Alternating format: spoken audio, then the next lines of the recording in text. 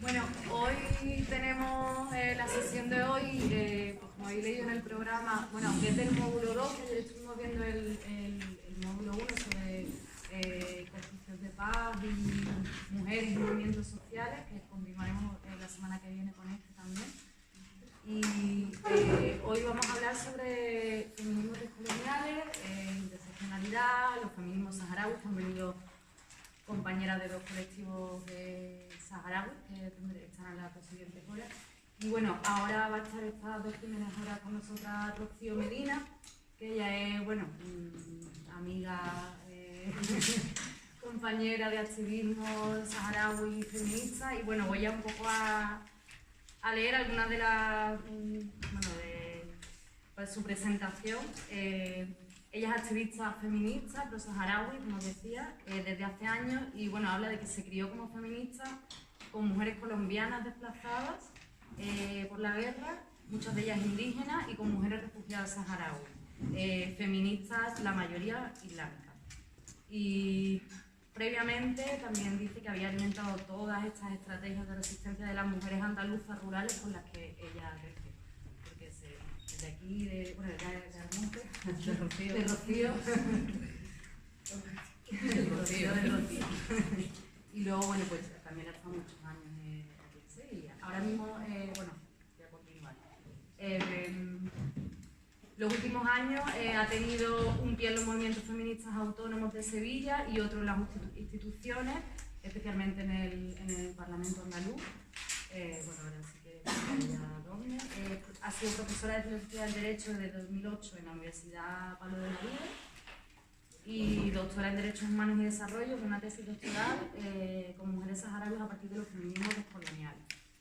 Es autora de libros sobre educación para la ciudadanía, activismo académico de mujeres saharauis y de artículos sobre feminismos periféricos. Hemos colgado en la plataforma dos de sus artículos claves sobre feminismos descoloniales, feminismos otros, que ella nos ha facilitado. Y también hemos traído, bueno, ella nos ha traído, que ahora lo contará, un libro que ella ha editado, bueno, y yo he traído otro que también editó ella para que le echemos un vistazo. Y bueno, y ahora desde hace unos meses está en la Universidad Autónoma de Barcelona, también en el grupo de investigación Antígona, como profesora investigadora allí. Y imagino que también pues nutriéndose también de otra forma de hacer feminismo, de otros feminismos que puede encontrar también en esa ciudad, que también es súper potente y enriquecedor. Así que bueno, pues cuando quieras. Bueno, en primer lugar, buenas tardes a todas y por supuesto agradecer a Paula, a Carmen el estar aquí hoy.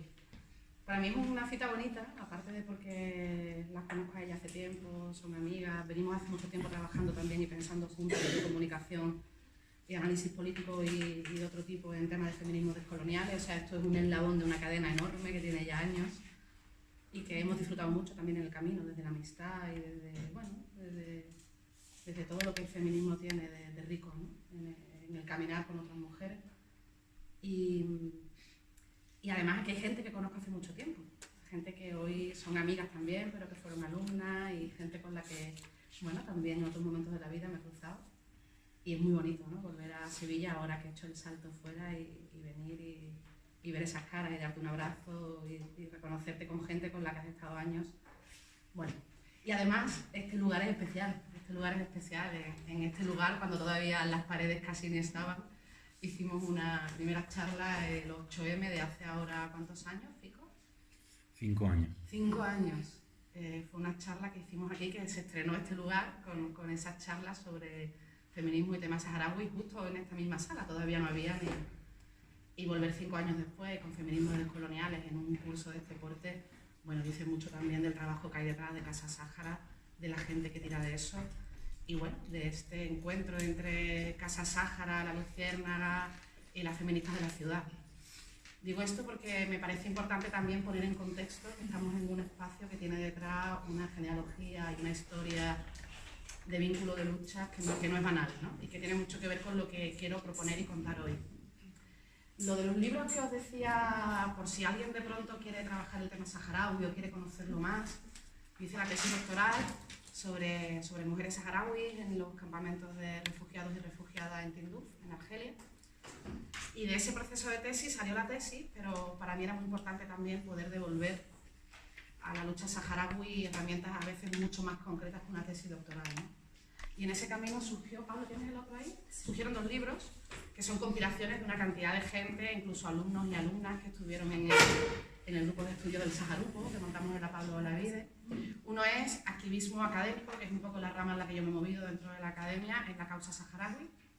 Nuevas perspectivas críticas en Derecho, Política y Arte. Este en 2014 y en 2016 salió Mujeres saharauis, 3 tuisas para la memoria de la resistencia. Y bueno, está prologado por Francesca Gargallo, no sé si la conocéis, pero es una teórica y activista italo-mexicana muy conocida. Ella escribió el libro de Feminismos desde Abya Yala. Trabajó durante 2 años con mujeres indígenas en Latinoamérica, en Abya Yala. Y bueno, le propusimos prologar el libro y estuvo aquí presentándolo también en Casa Sahara. En fin, hay toda una historia que es muy bonita, que no me quiero enrollar más, pero que tiene que ver con que estemos aquí hoy juntas. De este no hay muchas copias, yo dejaré ahora alguno más aquí en Casa Sahara para que lo tengan en biblioteca. Y del de Mujeres Saharaui lo podéis encontrar todavía en librerías. Aún así, está todo abierto en internet.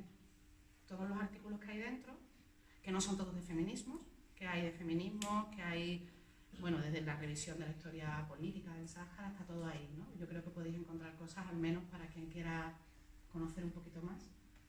Y os dejo la información por si os interesa. Bueno, entrando ya en materia, cuando hablé con Paula yo le pregunté y me decía Paula que el curso tenía un nivelón estupendo de feminismo, ¿no? Que estaba muy contenta porque había mucho recorrido, ¿no? A nivel de formación política, de incidencia política y a nivel de reflexión de feminismo. Y me pareció una oportunidad porque ahora que desde hace 2 años para acá el feminismo ha dado esa implosión tremenda, por lo menos para las personas que hacemos cierta formación o cierta pedagogía política, que tenemos esa suerte, es importante conocer los espacios porque es verdad que ahora el tema género ha dado una implosión, pero eso no siempre significa conocer historia del feminismo, conocer los debates que hay dentro.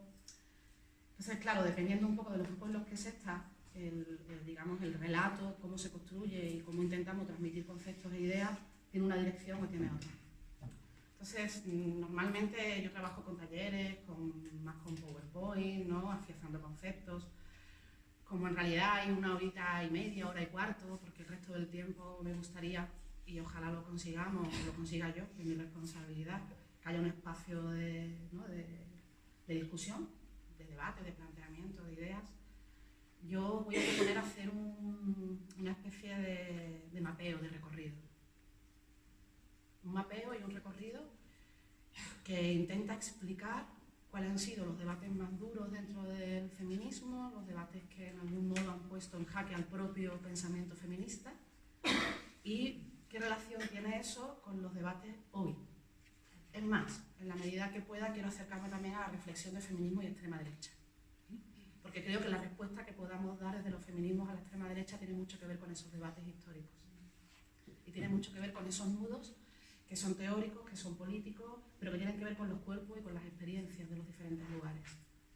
Y bueno, con que de aquí nos vayamos con algunas claves, tenéis todo el material, yo no voy a sacar un PowerPoint con todas las autoras, porque tenéis 2 artículos que recoge casi toda la bibliografía que yo he manejado en mi vida teórica y en mi vida académica e intelectual.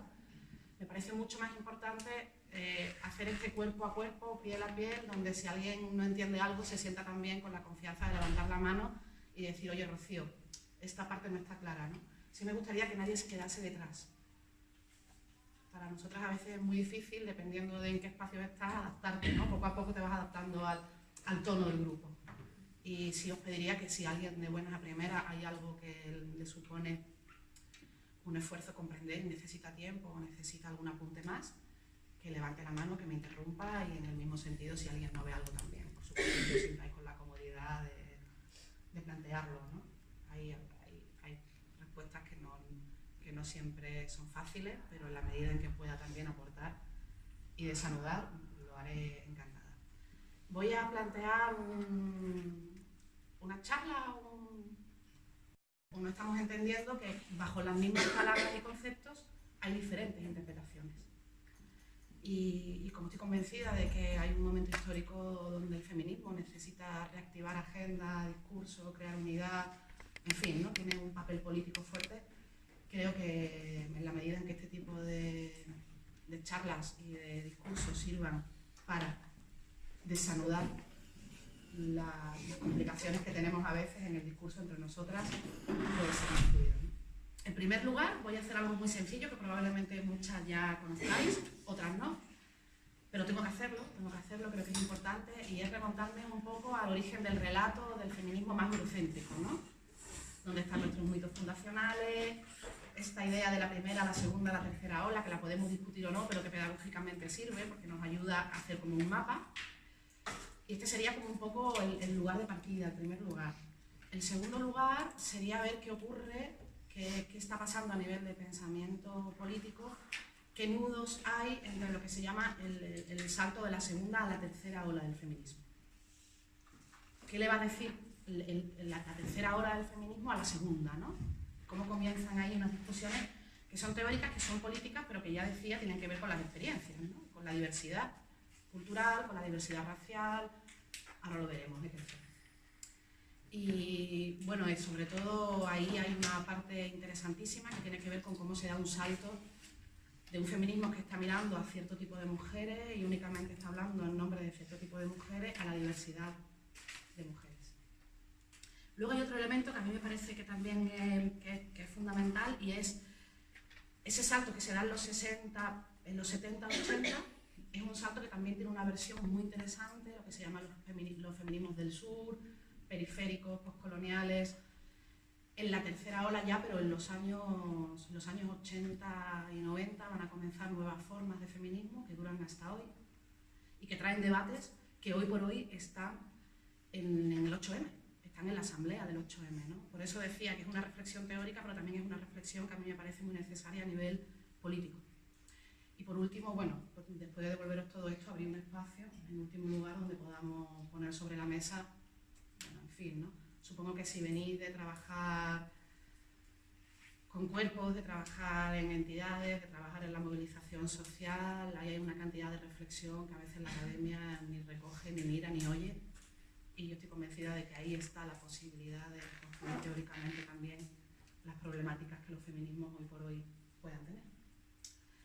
Entonces, bueno, esta es un poco la propuesta, ¿no? Hacer un recorrido donde vayamos viendo, pues eso, cuáles son los nudos, cuáles han sido los debates, las disputas y, sobre todo, cuáles son los grandes aportes que lo que podemos llamar los feminismos descoloniales, postcoloniales, periféricos, del sur, los feminismos que en algún modo pusieron en jaque al feminismo más de corte eurocéntrico, qué aportes políticos han hecho, qué aportes conceptuales y cómo esto nos puede servir hoy.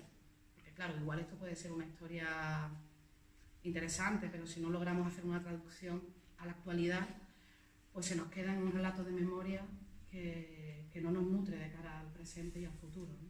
Que es un poco en realidad lo que yo planteo, recuperar la memoria de las otras, esas otras entre comillas, para hacer de nuestras sociedades espacios mucho más habitables, más éticos, más dignos y de una altura política diferente. Y yo creo que ahí las feministas del sur nos han dejado un legado que hasta que no recuperemos, reconozcamos y pongamos sobre la mesa, probablemente vamos a tener muchas dificultades para pensarnos como sociedad de cara al futuro. Supongo que todas sabéis que hay un mito fundacional del feminismo eurocéntrico, digamos, o del feminismo más de corte occidental, europeo, que, bueno, no sé si alguien lo sabe. ¿Cuál sería el mito? Casi siempre, cuando se va al mito fundacional de, por llamarlo de algún modo, la primera mártir feminista. ¿Alguien lo ubica históricamente? Efectivamente. Pauline de Bush.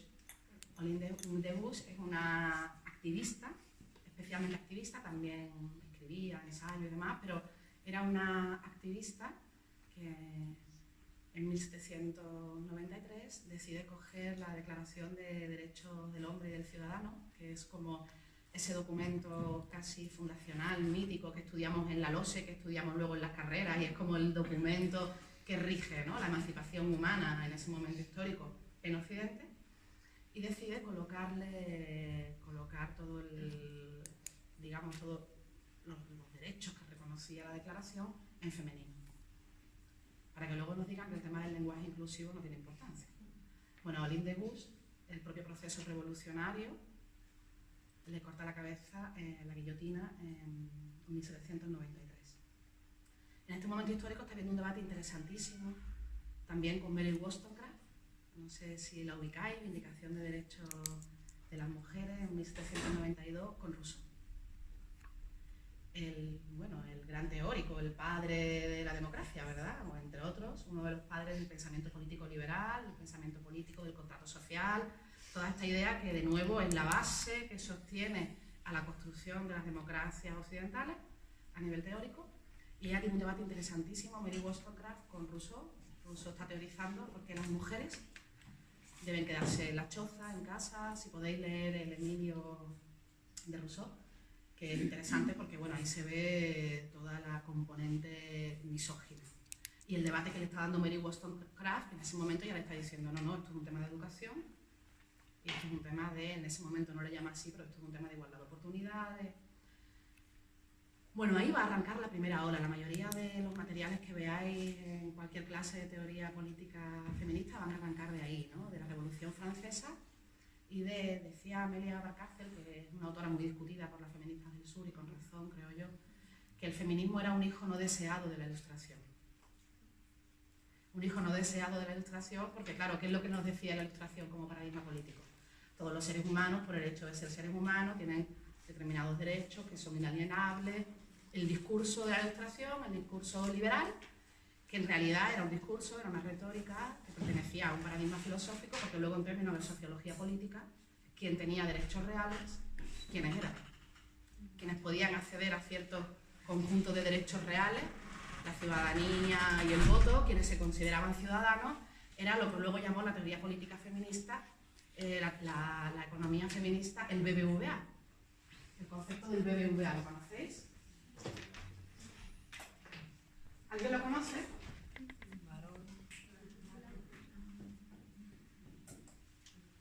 Esta es la clave de la crítica que el feminismo de la primera ola le va a hacer al propio pensamiento político liberal. Le va a decir, bueno, si todos y todas somos iguales y si el discurso es universalista, ¿cómo es posible que en las propias constituciones de la época ahí lo que haya sea un sujeto que es blanco, que es burgués, que es varón y que es adulto? Fijaros qué interesante esto también, ¿no? Vamos a tocar hoy menos el tema del adultocentrismo, porque no daría tiempo.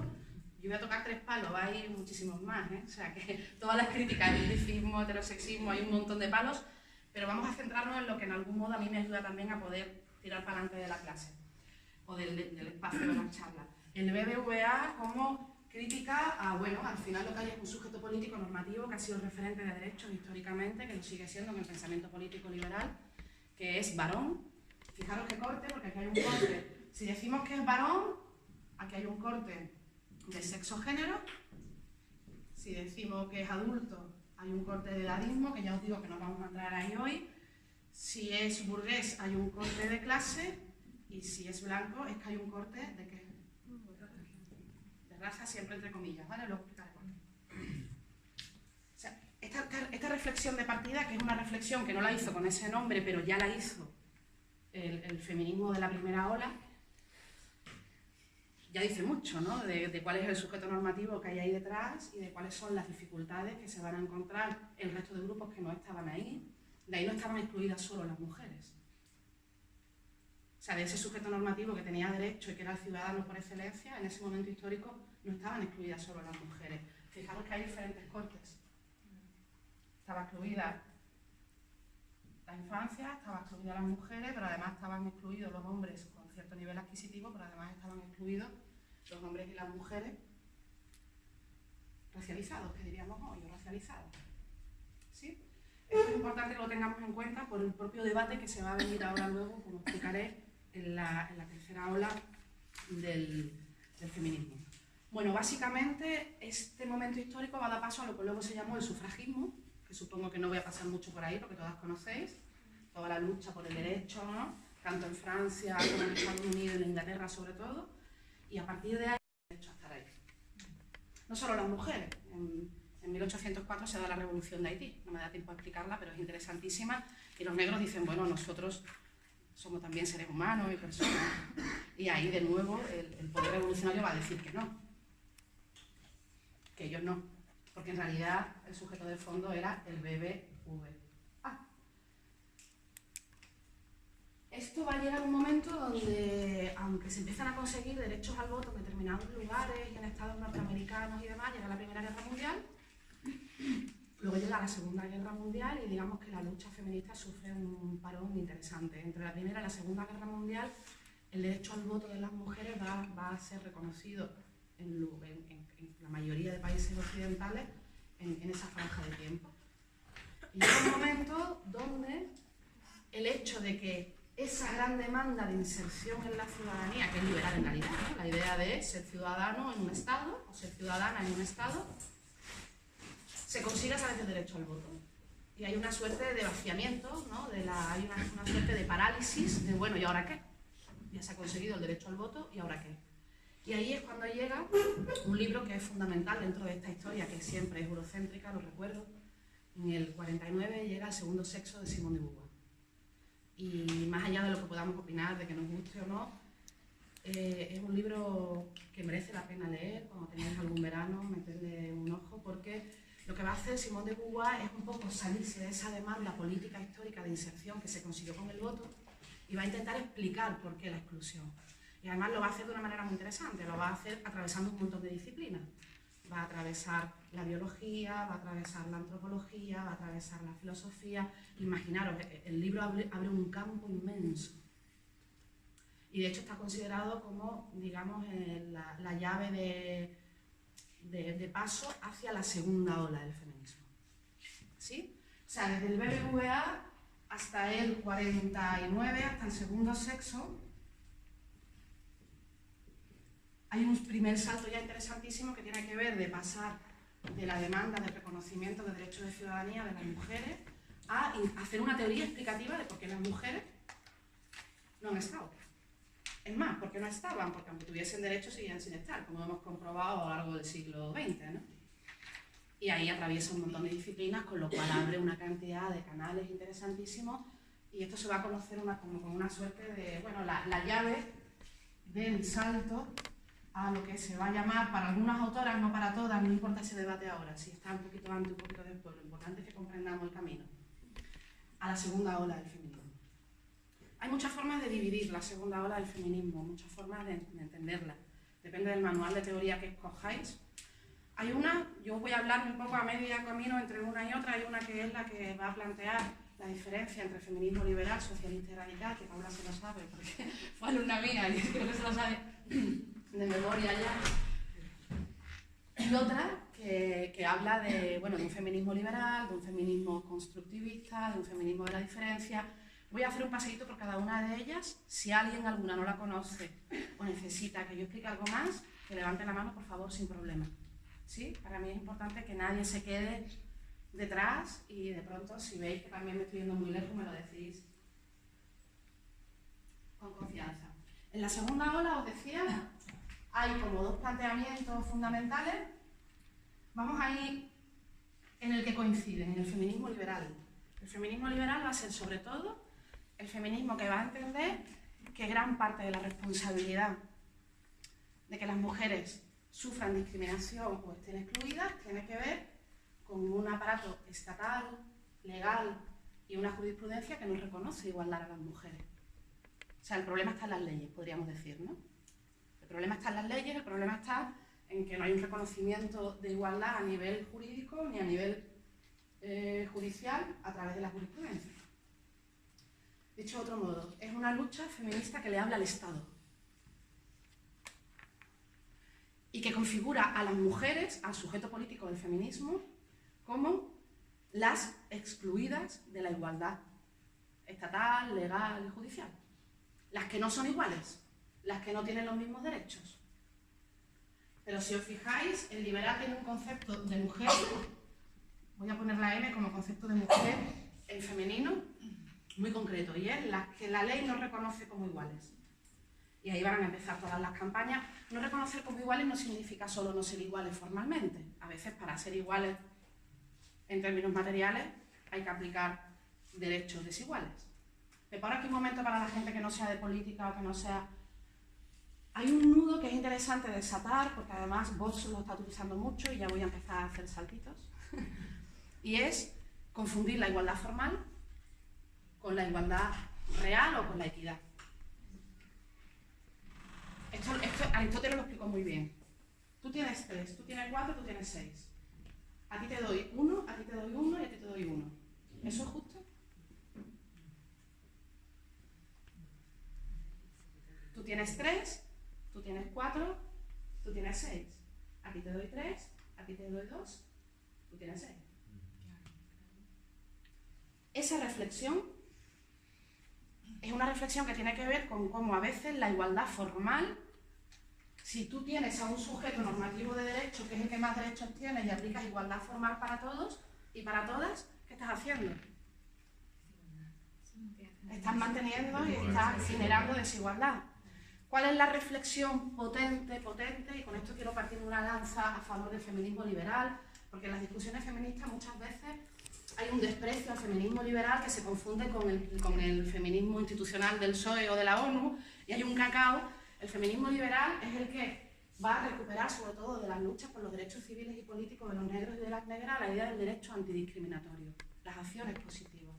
Si yo te doy a ti 3, a ti 4, estoy generando derechos antidiscriminatorios.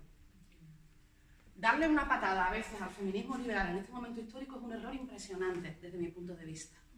¿Por qué? Porque hay una cantidad de herramientas que si bien es cierto que son limitadas, como todas las herramientas que se producen en todas las ideologías y planteamientos teóricos, a no ser que seas Dios, no vas a poder abarcar todo, pero hay unos aportes que hoy por hoy, cuando te está saliendo la extrema derecha a la calle a decirte que determinadas leyes generan privilegios a las mujeres, lo que están ocultando es la reflexión de cómo se creó el derecho antidiscriminatorio y por qué. Y esas claves nos las dan las feministas liberales. Y a mí me parece muy importante también honrar esa memoria y tenerla también en nuestras reflexiones, en nuestros discursos, porque hoy por hoy son claves, porque hoy por hoy el aparato estatal probablemente tenga más fuerza que nunca. Que me parece interesante el recoger eso, pero no creo que sirva de manera sana en el contexto en el que estamos, porque el modelo de vida liberal es insostenible. Entonces, si nos sumamos todas al carro, creo que no es la vía. ¿Sabes? Claro, ahora vienen todas las críticas. O sea, yo estoy contando un poco cuáles son, digamos, cuáles son las herramientas que nos va a ofrecer desde cada lugar y qué críticas reciben, ¿no? Esta es la herramienta más potente que va a ofrecer, por supuesto, todas las campañas de derecho al aborto, y no nos engañemos, de los años 60 prácticamente hasta principios de los 2000, el feminismo hegemónico ha sido feminismo liberal. Eso no quiere decir que sea bueno ni malo, es una descripción, ¿no? Ha sido el que tuvo éxito, digamos. Luego estaba el feminismo socialista, que hizo una cosa interesantísima y que también a veces se nos pierde de vista, que fue el primer feminismo que cruzó género y clase. No tocó raza, pero sí es cierto que incluso a nivel no solo teórico, sino a nivel de praxis de movimiento social, las feministas socialistas empezaron a hacer en los 70 todo un salto en torno a cómo pensar a las mujeres obreras, ¿no? A cómo pensar la relación entre patriarcado y capitalismo. Hay un artículo maravilloso de Heidi Harman que se llama Un matrimonio, feminismo y capitalismo, un matrimonio mal avenido. Feminismo y marxismo, perdón. Feminismo y marxismo, un matrimonio mal avenido, que explica muy bien cuáles han sido los debates históricos entre los marxistas y las feministas.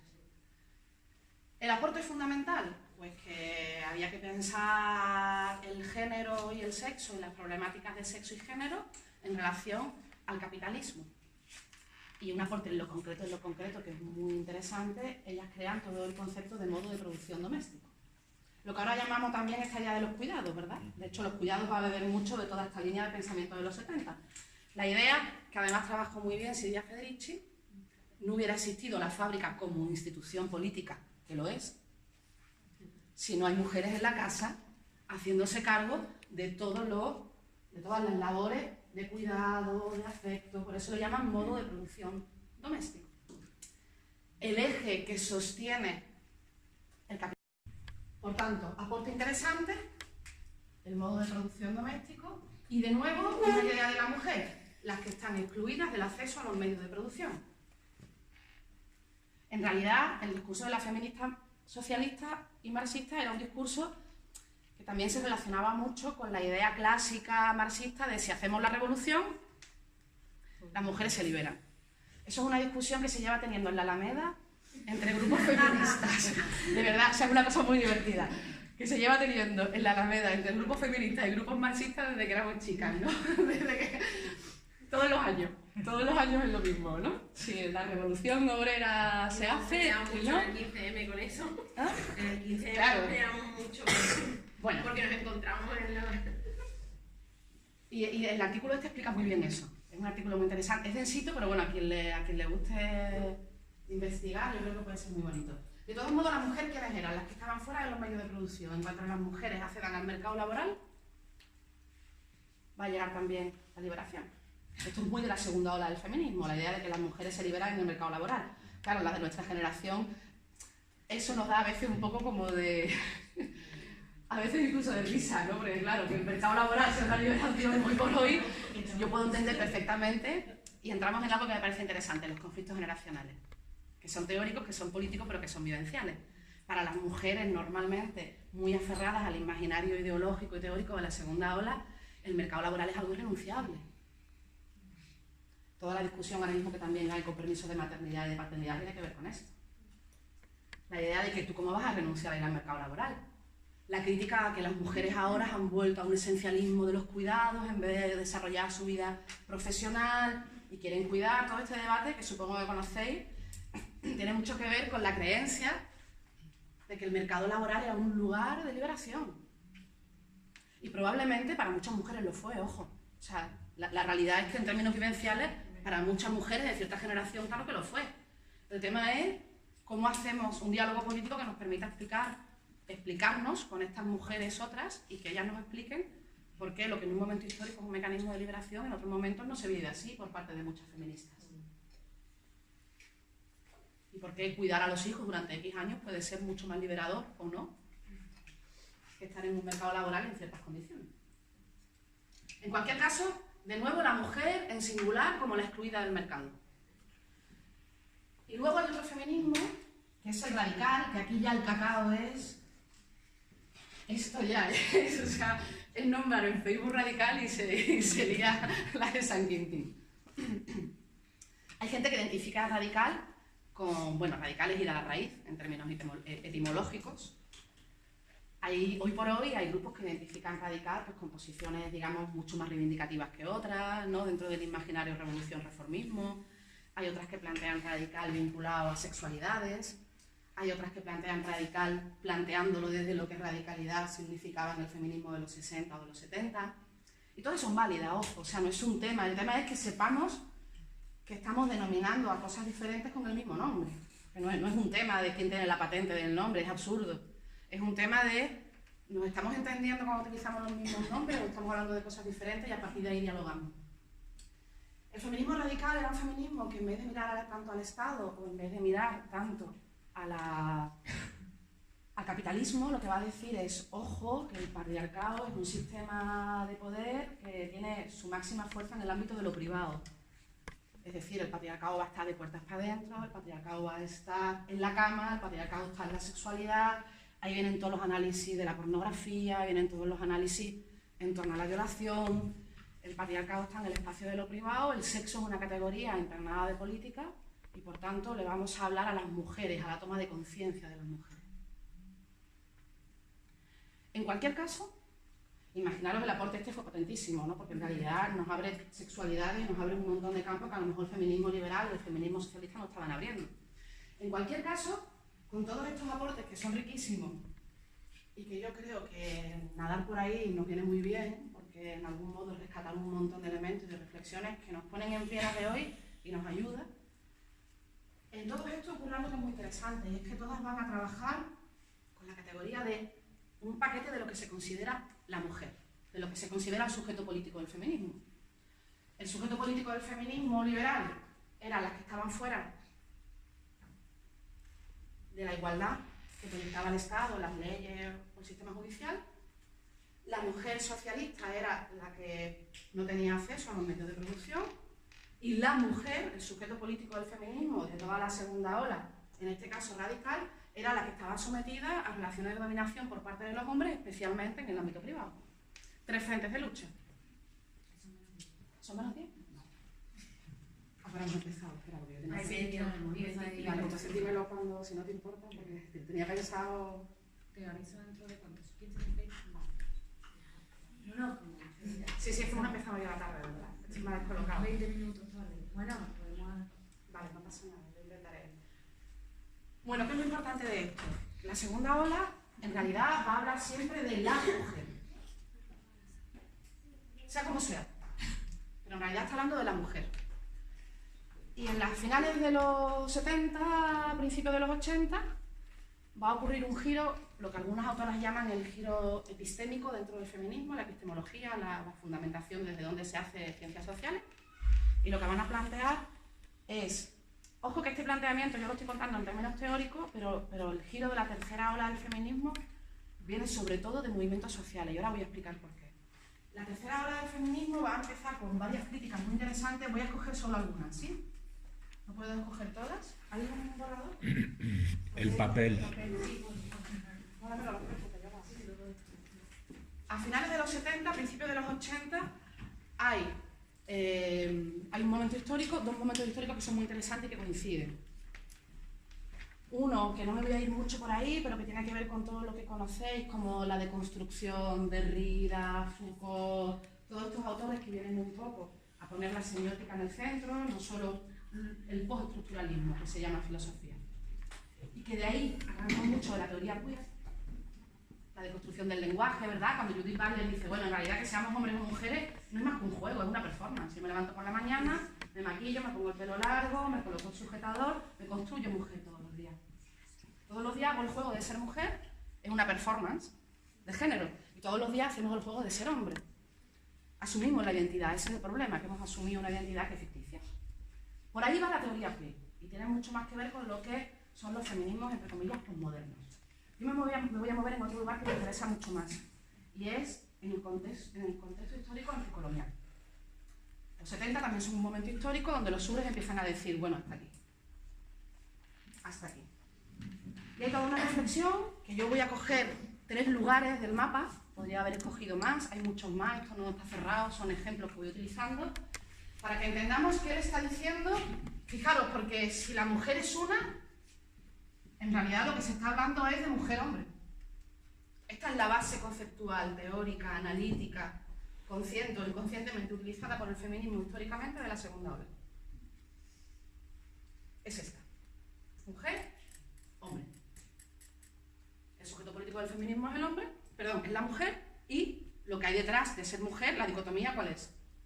Versus o frente a los derechos del hombre, el hombre como dominador, el hombre como lo que sea, ¿no? Dependiendo, el hombre Estado, legislador, el hombre capitalista, dueño de los medios de producción, o el hombre... Bueno, pues llega un momento histórico donde a finales de los 70, en esta lucha anticolonial, os voy a citar 3. Ya os decía que podría haber muchísimos más. Y os cito estos 3 porque son los que tengo en el artículo. Uno sería el feminismo lesbiano, otro es el feminismo negro y otro sería el feminismo chicano. Y aquí se da lo que se llama el giro, algunas le llaman el giro epistémico, podríamos llamarle incluso un giro descolonial, entre comillas, porque esto se da en Estados Unidos. ¿Cuáles son los aportes que hace y en qué critican y para qué nos sirve hoy? Fijaros, el feminismo lesbiano, ahí hay autores maravillosas como Wittig o como Adrienne Rich, Audre Lorde, no sé si las conocéis y las habéis leído, pero Audre Lorde o Adrienne Rich, que además son poetas, tenéis que leerlas, son una maravilla. Yo las tengo citadas, tengo citado mucho material en los artículos. Vale, ¿cuál es el aporte del feminismo lesbiano? Cuando habláis de mujeres, ¿de qué estáis hablando? ¿Estáis hablando de no, le dice al feminismo de la segunda ola. Estáis hablando de mujeres heterosexuales, en una unidad familiar clásica, de cuidar a los niños, cuyo marido está en la fábrica. O sea, estáis asumiendo el marco heterocentrado totalmente. Por eso dice Monique Wittig en una frase que es muy famosa de ella, las mujeres lesbianas, la mujer sometida al hombre, al Estado, al capitalismo, en la casa, con los niños, hombre en la fábrica, sistema heterocentrado. Estáis hablando en nombre de una mujer que además es heterosexual. Gran aporte del feminismo lesbiano. La heterosexualidad no es una opción sexual, es un régimen político. Todo lo que se patologiza, todo lo que se criminaliza es régimen político. En el momento que hay leyes, o que la ciencia médica está diciendo que hay patología, se está en el terreno político. ¿Por qué? Porque lo que dice la medicina y lo que dice el saber de Foucault, saber poder, es régimen político. No es cierto que la medicina sea objetiva cuando dice que hay una patología en la transexualidad o que hay una patología en la homosexualidad. Hay una opción política que está impregnando el saber médico y que hace que se defina en una dirección o en otra. Por tanto, gran aporte, heterosexualidad como régimen político. Por tanto, ojo, que esta mujer se queda corta. Primer quiebre. Hombre-mujer, ojo con la idea de que las mujeres son mujeres heterosexuales. Primer quiebre del paradigma hombre-mujer que va a ser el básico del feminismo de la segunda ola. El feminismo negro supongo que lo conocéis un poquito más. Es el primer feminismo, ya os decía que las autoras la tenéis todas, pero bueno, ahí está Angela Davis, Bell Hooks, Angela Davis un poco más tarde, está Bell Hooks. Hay un mito fundacional precioso de 1851 cuando Sojourner Truth, una esclava negra, se levanta. No es Olympe de Gouges, es además mucho antes, fijaros qué interesante. El mito fundacional del feminismo negro es cuando se levanta Sojourner Truth, esclava, feminista no, esclava, analfabeta, liberalizada, ¿no? Liberada, porque había sido esclava hasta hacía poco. Y ella no se define como feminista, ni muchísimo menos en ese momento histórico, pero llega allí, suelta un discurso y ella hace una interpelación pública a una reunión de 300 mujeres en 1851 en Estados Unidos y les pregunta que de qué feminidad están hablando. Que cuando ellas hablan de salir a lo público, de salir a trabajar, ¿qué significa eso para las mujeres negras esclavizadas? Que llevan toda la vida siendo esclavizadas, trabajando en el espacio público para otros y para otras, ¿no? Es una reflexión muy interesante porque rompe la dinámica de las asambleas y en ese momento inserta la feminidad negra y otra forma de entender a las mujeres. Y por supuesto van a ser las primeras que van a trabajar el concepto de interseccionalidad. Hay un manifiesto que es para ponérselo en la puerta del armario, a mí yo lo tuve un tiempo, es una belleza, el Combahee River Collective. ¿Conocéis? Bueno, fue un colectivo en los 70 y 80, especialmente en los 80 en Estados Unidos, donde mujeres que se fueron de los Panteras Negras, por homófobos, se fueron de los Panteras Negras por misóginos, conforman lo que ellas llaman el Combahee River Collective, que tiene una historia preciosa que no puedo contar ahora, pero básicamente sacan un manifiesto donde ellas plantean por qué su lucha es antirracista, es antipatriarcal y es anticapitalista. Año 82, si no recuerdo mal. Y ahí aparece ya la interseccionalidad con una fuerza increíble, ¿no? Aparece el concepto de interseccionalidad ya y todo esto viene de movimientos sociales, porque las feministas lesbianas venían de movimientos de bases sociales, las feministas negras también, de hecho muchas de ellas se van de los Panteras Negras o se van también del movimiento de Martin Luther King, porque entienden que si no están las demandas de las mujeres no pueden estar ahí dentro. ¿Os suena esto? Y luego está el feminismo chicano. Bueno, perdón, este tiene un segundo quiebre. Si este tiene el quiebre de orientación, este lo que está diciendo es, ojo, que esta dicotomía está ocultando que las mujeres, en función de si son racializadas o no, van a tener diferentes demandas, necesidades e intereses. Hay un artículo precioso de Bell Hooks donde le dice a Betty Friedan, ¿os acordáis de Betty Friedan? La mística de la feminidad. Le dice, no, Betty, lo que tú planteabas era un problema de las mujeres blancas. Era un problema de las amas de casa, burguesas, que en un momento de posguerra deciden no ir a la universidad, no construir proyectos políticos futuros, pero en ese momento histórico un tercio de las mujeres eran mujeres negras que eran servicio doméstico, no me gusta la palabra, pero era servicio doméstico de estas mujeres blancas. En definitiva, toda la genealogía propia de las mujeres negras va a ser fundamental para entender sus demandas y sus necesidades, que no son las mismas. Por tanto, ojo con esta idea, porque el tándem se vuelve a romper. Ya no es un tema solo de mujeres-hombres, aquí hay un tema también de mujeres diversas, racializadas y con otro tipo de historia, con otro tipo de planteamiento. Y por último, el feminismo chicano, que es de los más desconocidos, también de los más bonitos, Gloria Anzaldúa, que ella va a empezar a hablar de la identidad múltiple. Gloria Anzaldúa lo que va a hacer es decir, bueno, hay que salir un poco de la lógica donde o somos mujeres, o somos ecologistas, o somos marxistas, o somos sindicalistas, somos todo eso y más, ¿no? Y eso lo da el movimiento chicano, que es el movimiento que migra desde el norte de México, que viene de comunidades indígenas al sur de Estados Unidos. Y van a utilizar el concepto del muro, de la frontera, como concepto clave para entender la identidad fronteriza. O sea, no es esto que seamos de aquí o de allá. Yo siempre pongo el ejemplo de lo que significa ser saharaui viviendo en los campos toda la vida, de lo que significa ser saharaui viviendo en el Estado español toda la vida o en Suecia toda la vida, ¿no? Cómo se construye la identidad desde ahí. O, por ejemplo, todo el fenómeno interesantísimo que se está dando ahora del feminismo andaluz, ¿no? ¿Qué ocurre cuando hay muchas feministas que se van o nos vamos fuera y ahí descubren identitariamente, a nivel de lenguaje, de mestizaje, qué pasa con esas identidades y cómo se reconstruye el proyecto político con esas identidades que son mucho más fluidas, no por ello menos críticas, pero son mucho más fluidas que la típica identidad de, bueno, yo soy feminista, o yo soy ecologista, o yo soy marxista, o yo soy... El feminismo chicano también va a dar un aporte fundamental, que es el de la diversidad cultural, sin relativismos. Y esto me para un segundo porque me preocupa. A veces siento que hay circulando discursos descoloniales, lo podemos discutir después, donde casi que acaban aterrizando en, bueno, todas las culturas son respetables, pase lo que pase en cada cultura. Ojo con eso, porque, entre otras cosas, porque es muy fácil que nos devuelvan la pelota.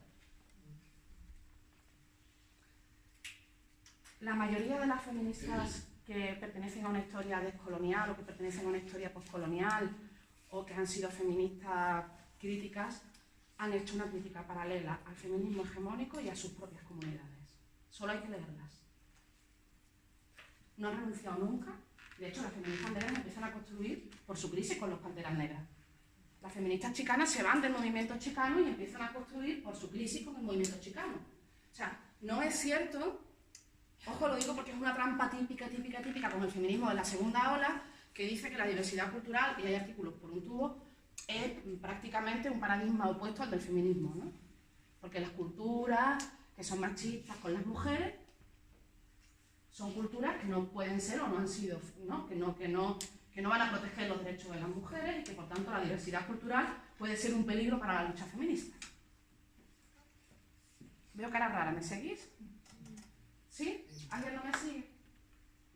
¿O alguien necesita que le explique un poco más? Sí, explícame un poco más. Hay un debate histórico dentro del feminismo entre universalismo, derechos humanos mínimos para todas y para todos, esté en la cultura que esté, y el debate de la filosofía y de la teoría política, ¿no? Y el relativismo, la idea de que yo no tengo la capacidad ni los cánones para poder evaluar o valorar otras culturas. Es el antiguo debate, que es un falso debate entre universalismo, tiene que haber unos mínimos para todas y todos, y relativismo. Cada cultura es un conjunto de significados que tú desde fuera no puedes interpretar. Es un falso debate. ¿Por qué? Porque los dos son posiciones de poder. En uno te están diciendo que es para todos y en otro te están diciendo que en una cultura también hay un conjunto de ideas estáticas. Es absurdo, las culturas son dinámicas, se mueven, lo que hay son relaciones de poder dentro de las culturas. Hay diferentes formas de lucha feminista dentro de las diferentes culturas. Hay que contextualizar las luchas en sus culturas. Pero no es que esta cultura es machista per se y las otras no.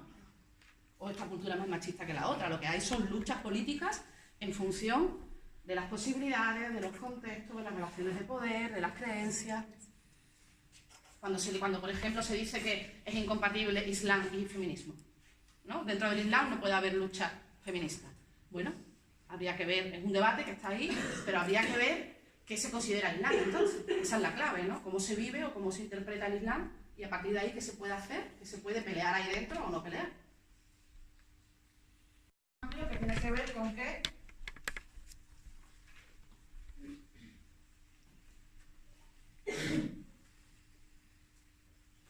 ¿cómo vamos de tiempo? No me queda mucho, ¿no? Bien. ¿Sí? Vamos, 25.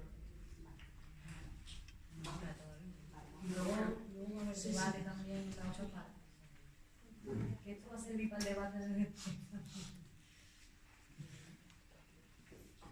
Fijaros qué interesante, ¿no? Se pasa de la idea de que hay un BBVA y que esto tiene que ver con la dicotomía hombres-mujeres que va a fundamentar la segunda ola, a la idea de que esto es una trampa.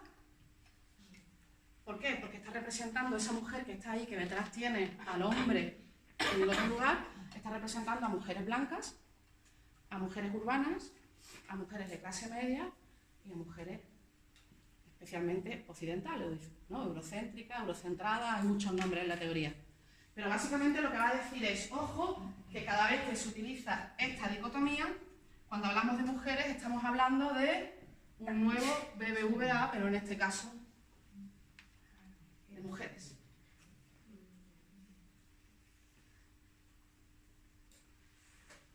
¿Qué es lo que se propone entonces? Se va a proponer unos feminismos en plural y no es casual. A las andaluzas se nos notan menos porque nos comemos las S. Pero para mí es súper importante, cada vez que voy a una charla, feminismo en plural. O cada vez que participo, intento. Porque no es lo mismo hablar de feminismo, quiero decir, hay un ejercicio ahí que tiene que ver con el lenguaje y con la política. Son feminismos donde no hay bajo ningún concepto una renuncia al sexo-género. No la hay. Este es el miedo de la segunda ola. Y es comprensible, ¿no? Muchas feministas de otras generaciones con las que yo hablo y comparto lo que me dicen es que si seguís por esa línea, el sexo-género se pierde. No han leído a las feministas descoloniales. Si las leen, entienden perfectamente que no se pierde. No solo no se pierde, sino que es... Ahora, ese sexo-género, ojo, no es que se sume a la raza, y esto es otra de las cosas que me preocupan. Parece que los descoloniales es que seamos de un territorio muy pobre y que no es que se sume a la raza, no es que se sume a la clase. O sea, no es una cantidad de suma que te hace un sujeto más víctima y por tanto... No. Es que el sexo-género es una categoría relacional y se construye étnicamente, se construye desde la clase y no es lo mismo ser mujer en una clase social que en otra. El concepto de cómo construimos, el género se construye no solo desde nuestra corporalidad, sino que se construye desde la corporalidad, desde nuestra racialidad, desde nuestra etnicidad y desde nuestra clase. Lo digo porque la interseccionalidad no es una suma. Y a veces esto cuesta un montón y a veces las políticas públicas están entrando en este trapo de construir la interseccionalidad como, bueno, tú eres pobre y eres lesbiana y eres refugiada y eres no sé qué más, y a partir de ahí hay un reconocimiento, imaginaros, ¿no?, para cualquier tipo de derecho social mayor. Ese es otro tema, que tiene que ver con que hay vulnerabilidades que son sumadas, pero eso no es la interseccionalidad. La interseccionalidad tiene que ver con entender cómo se construye el sexo-género en función de todas estas cosas, no que se sumen. Es decir, el dibujo sería algo así, para entendernos de otra manera, ¿no?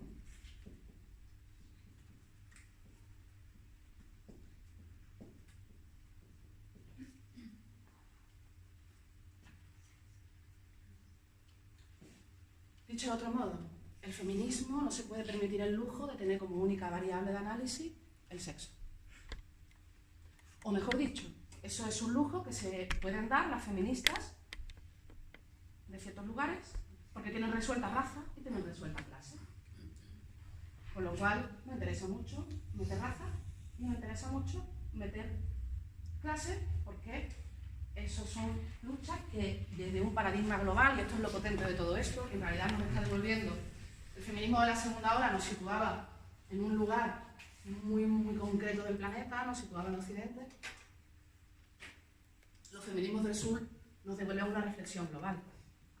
Y aquí viene algo que yo le llamo el desgarro identitario, que puede sonar así como muy fuerte, pero creo que lo es. Creo que en realidad hay un desgarro muy fuerte en las feministas que tienen que empezar a asumir que son privilegiadas.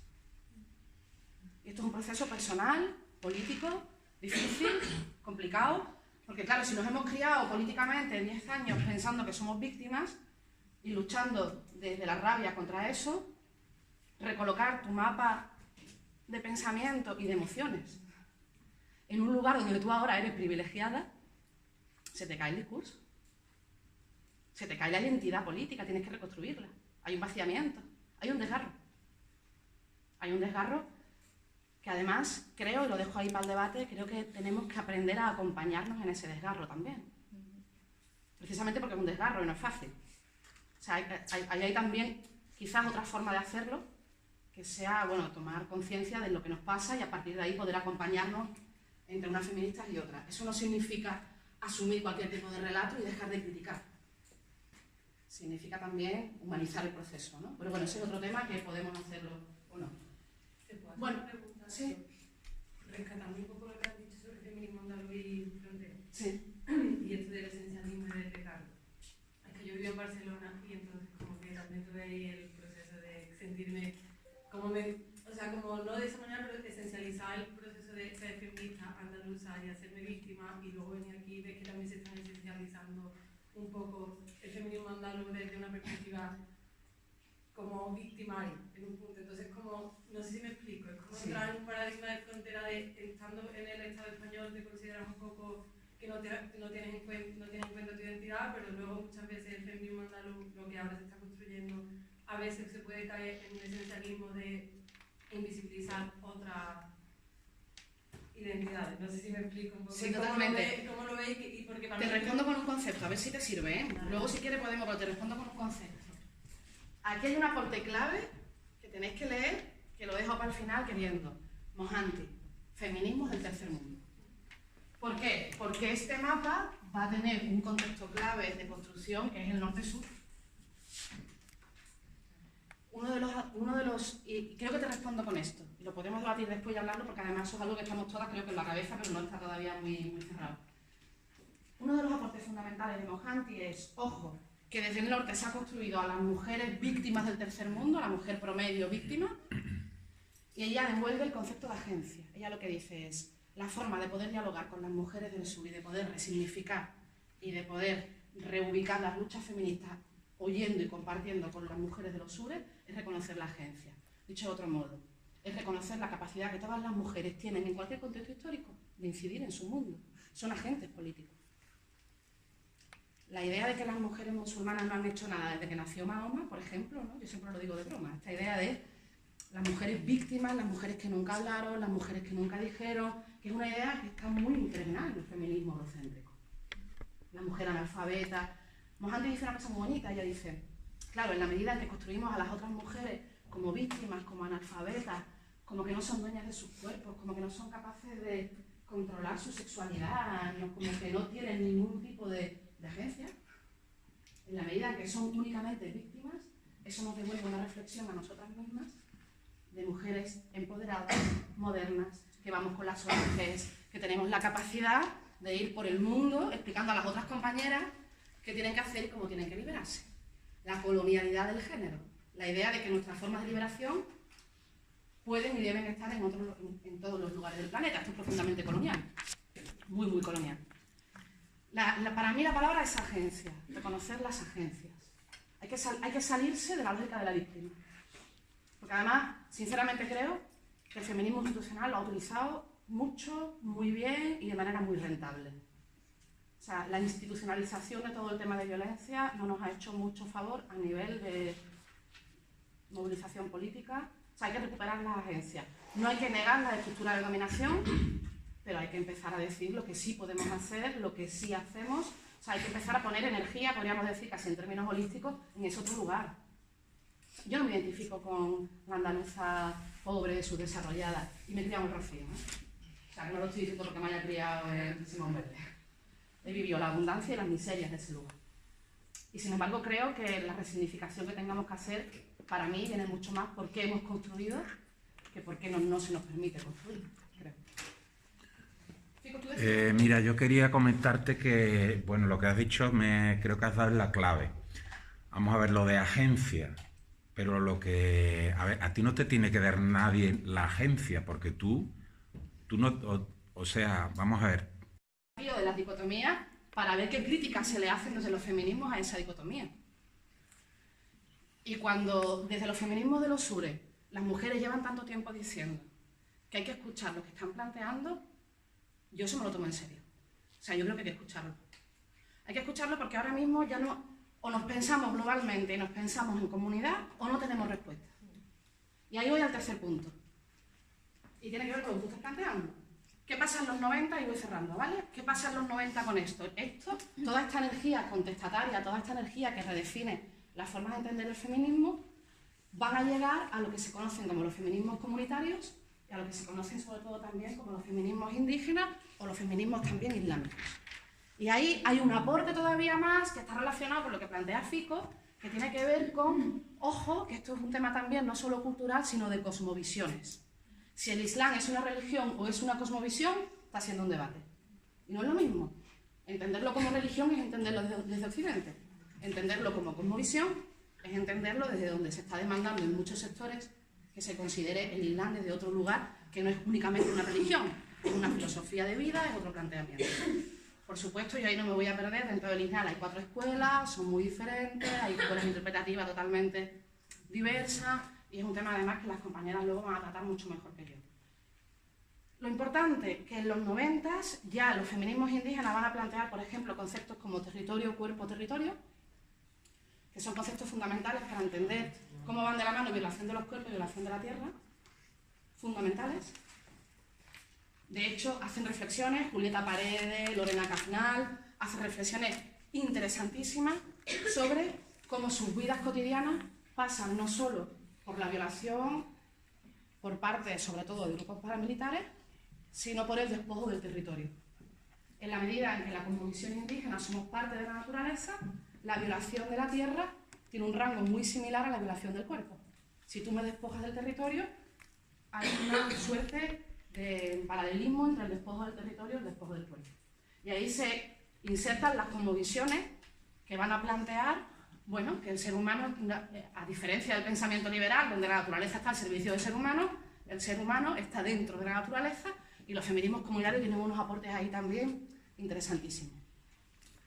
¿A dónde quiero llegar con todo esto? Todos estos feminismos que tenéis podéis mirarlos en la bibliografía, podéis bichear vídeos de YouTube de todas ellas, que son mujeres que están produciendo un pensamiento interesantísimo. Yo creo que ahora mismo las feministas indígenas son las que están produciendo un pensamiento político en torno a sus propias vidas y a sus experiencias, que no es banal, ¿no? O sea, estas mujeres están pensando neoextractivismo, ecología política y feminismo.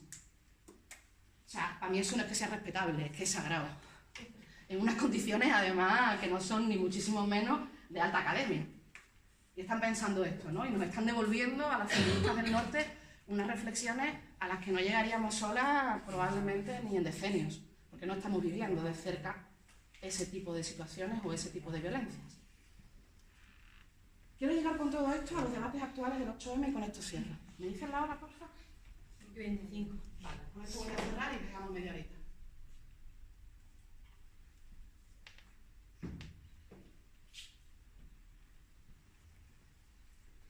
¿Quién está ahora mismo en las asambleas del 8M más o menos? ¿Alguien está cerquita? ¿Conoce de qué debates está viendo? ¿Cómo? Uy, ese todo el mundo significa que sí. Yo estoy en la A. Sí, sí, eso sí lo sé. Y yo creo que había alguno más.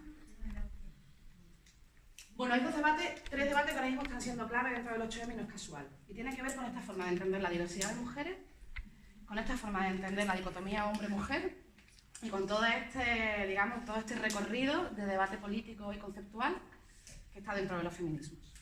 El primero de ellos tiene que ver, y hace poco salía como un boom de esto, hay una subjetividad política que ha puesto en jaque también a la segunda ola, que es la transexualidad. Esto es un tema.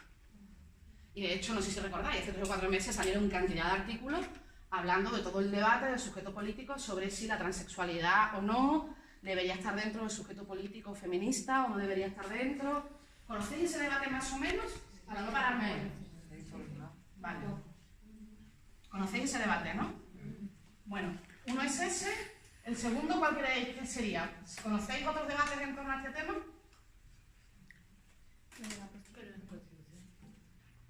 Hay uno que es el tema trans. Hay muchos, ¿eh? Hay otro que es el tema prosti, trabajadoras sexuales. Hay otro que es el tema... Bueno, el tema de mujeres racializadas con varias variables y variantes aquí. Y hay otro debate que está más oculto, pero que también se da, que es el papel de los hombres dentro del feminismo. ¿Vale? Quiero cerrar con esto y con el momento actual y dejo abierto en canal 4 melones. Pero bueno, hay más, ¿eh? Fijaros qué interesante. Quiero hacer un pequeño ejercicio de 5 minutos, lo prometo, y cierro, ¿no? ¿Sí? Vale, es que no quiero comerme el tiempo de vosotras, porque, bueno, de nosotras en realidad. Vale, fijaros, el tema trans es un tema clave. El tema trans, ¿qué es lo que hace? Que hace que salte por los aires, ya lo poquito que le quedaba a la dicotomía hombre-mujer, se lo carga. Claro, hay una resistencia en ese feminismo de la segunda ola, que es generacional, que es ideológico, que es político, es una resistencia fortísima. ¿Por qué? Porque de nuevo hay un desarraigo. Si me estás quitando la categoría con la que yo he trabajado mis últimos 30 años en términos ideológicos, políticos, profesionales,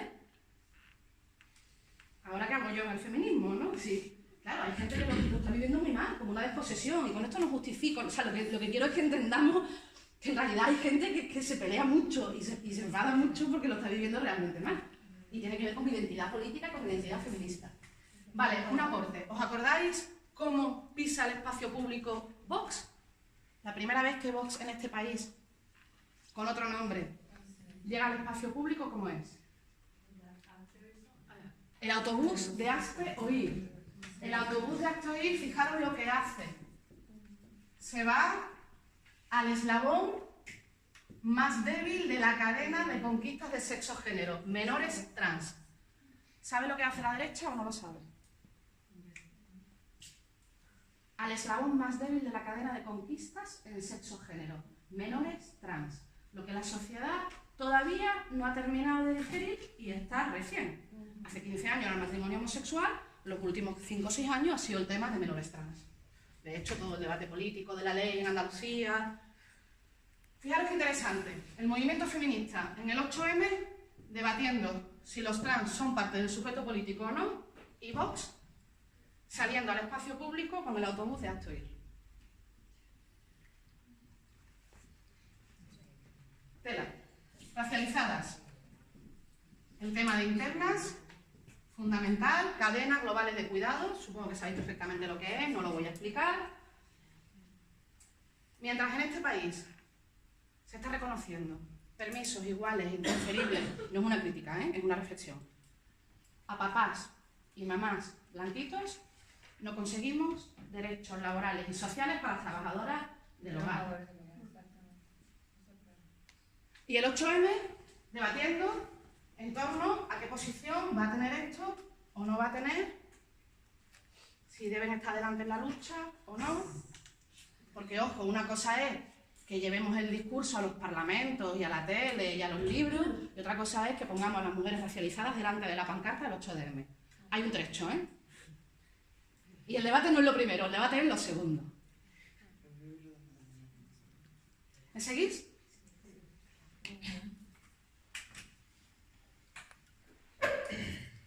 Tres. Hombres. Los hombres no pueden ser feministas, o sí, un hombre nunca podrá sentir lo que ha sentido una mujer. Las mujeres, entonces, por ser mujeres, sí pueden sentir todas lo mismo, o no. Todas las mujeres, por ser mujeres, pueden tener identidad feminista. ¿Un hombre puede tener un proceso de deconstrucción de la masculinidad? ¿Puede tenerlo? ¿Hay hombres? ¿Puede haber hombres que lo tengan? ¿Puede haber hombres que lo tengan? Dos frases. Hola, buenas tardes. Dos frases que a mí me parecen muy clave. Una de ellas. El problema de las violencias machistas es un problema de los hombres que sufren las mujeres. ¿Estamos de acuerdo con esto? El problema de las violencias machistas, en general, es un problema de hombres que sufren las mujeres. Dicho de otro modo, hasta que no se intervenga con hombres y con construcción de masculinidad hegemónica, las violencias machistas van a seguir. cómo se interviene con hombres y qué propuesta tenemos desde el feminismo, qué narrativa tenemos para trabajar con hombres y con construcción de violencia machista. Ojo, yo no estoy en ninguna, en realidad no tenemos ninguna. ¿Cómo vamos a hacer para erradicar violencia machista? ¿Nos quedamos con el punitivismo? ¿El paradigma de la prevención, que era un paradigma básico del Estado de Derecho, desde el feminismo, nos deshacemos de él o no? Y segunda pregunta, para trabajar con hombres, ¿quién puede trabajar con hombres? Y esto lo sabe la gente que hace pedagogía y trabajo social. ¿Quién puede trabajar con hombres? No digo con hombres agresores solo, digo con hombres para trabajar de construcción de masculinidad. Cualquier persona que esté en pedagogía o que sabe trabajo social lo sabe. Para trabajar con mujeres, ¿qué se necesita? ¿Para trabajar con hombres? Tendremos que en algún momento plantearnos seriamente qué tipo de intervención y qué agentes van a trabajar con hombres en deconstrucción de masculinidad. Porque si no, nosotros nos podemos empoderar todo lo que queramos, pero la violencia educativa en la que crecen los tíos va a seguir. ¿Nos planteamos el juego político de empezar a intervenir ahí y de empezar a pedir políticas públicas para este tipo de situaciones o no? Es una pregunta que lanzo. Y la última ya, para rematar la faena, que aquí no hay debate ni nada, y esto es muy fácil, es el tema... Yo soy pro derecho, lo digo porque abiertamente no tengo ningún problema en plantearlo y para evitar el debate. No, o sea, digo, para evitar el debate no, para que debatamos sabiendo dónde está cada uno. El tema prostitución. Hay un elemento que es clave, y con esto cierro, que tiene que ver con lo que representa Vox, pero no solo Vox, la extrema derecha, y es la construcción de lo que se llama ahora el Estado securitario, que aunque no lo sepáis, todas intuís lo que es. El Estado securitario como un Estado que va a estar apegado al punitivismo, a la lógica del castigo, incluso no porque se cometa delito, sino porque parezca que vas a cometer delito. En fin, más allá de otro tipo de planteamiento, con que os quedéis con la idea de que el Estado securitario es un Estado que lo que va a hacer es incrementar y reformular el sistema penal todo lo que pueda como mecanismo de control, con que esa idea se quede ahí. Fijaros qué interesante, porque si hay un colectivo de mujeres que en los últimos años está recibiendo toda la carga de la ley Mordaza y toda la carga de las ordenanzas municipales son el nivel por donde se ha empezado a montar en las ciudades a nivel de Estado securitario, son las trabajadoras sexuales. Y esto es un tema interesantísimo, que va más allá del debate abolicionismo o no, que tiene que ver con, hay un sector de mujeres que está planteando que en última instancia todo el sistema punitivo, donde está recayendo de manera más fuerte es, efectivamente, en mujeres racializadas por el tema de las mujeres migrantes. Ahí está la frontera, ahí está la concertina y ahí está el CIE. Y en mujeres trabajadoras sexuales por el tema de la ley, de las ordenanzas y de la ley Mordaza. En Málaga llevan casi 300 multas en los últimos años. Claro, detrás de esas multas además hay un hostigamiento y una persecución policial interesantísima. Bueno, Vox es el paradigma clave del Estado securitario. El 8M es una posibilidad de respuesta política, de recanalizar alguna respuesta frente a esta lógica del Estado securitario, que es un Estado no por casualidad masculinista, que es un Estado no por casualidad centrado en la violencia y centrado en la mano dura. Lo vimos muy bien el 1 de octubre. El 1 de octubre era un espectáculo de violencia política pública en el espacio público. Fue una gran legitimación de la violencia. ¿Qué reflexión le devuelve esto al feminismo? ¿Qué vamos a hacer con todos estos debates? Yo metería otro más, como militarismo también, o sea, el ecologismo, por supuesto, ecofeminismo está ahí también con una fuerza. Pero quería cerrar con esto porque me parece importante que si históricamente no hemos aprendido ya la lección de que hay que escuchar a los sectores, precisamente, que mayor dificultad tienen a la hora de poner en práctica derechos y que tienen situaciones más complicadas, yo creo que de ahí también vienen los análisis a veces más interesantes, ¿no? Cómo la ley Mordaza se está aplicando, por ejemplo, a trabajadoras sexuales es algo que en el feminismo desconocemos. Y es muy importante que conozcamos. No es solo un tema de solidaridad, que por supuesto, no es solo un tema de feminismo, que por supuesto, es un tema de crear la posibilidad de dar una respuesta colectiva a lo que se nos viene, que parece que no es banal. Y en ese sentido, yo soy de las que, y lo lanzo ahí para el debate, creo y me gustaría ver una pancarta de 8M con la las putas delante, con las negras delante, con las gitanas delante, con las moras delante y con las intendas delante. Gracias.